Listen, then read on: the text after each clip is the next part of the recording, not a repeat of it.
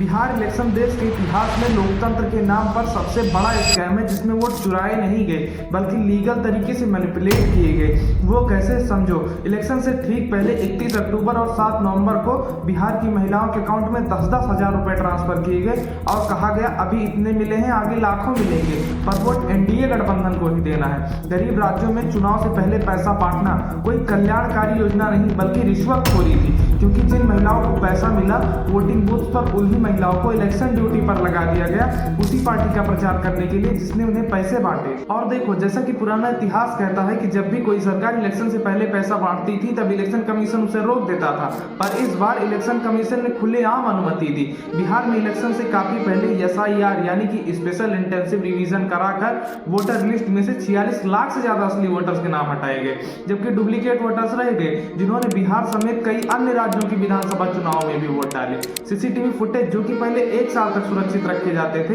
Court के आदेश के बावजूद भी नियम बदलकर 45 दिन के अंदर वीडियो डिलीट करने का नया नियम बना दिया गया। पर इंडियन मीडिया गला फाड़ कर साबित करने में लगी हुई है कि बिहार चुनाव आज तक के सबसे निष्पक्ष चुनाव में एक चुनाव है। सोचो, अगर चुनाव ही निष्पक्ष नहीं होंगे तो हमारे आपके वोट की वैल्यू क्या बची, और अगर वोट की वैल्यू ही नहीं बची तो लोकतंत्र बचा कैसे रहेगा।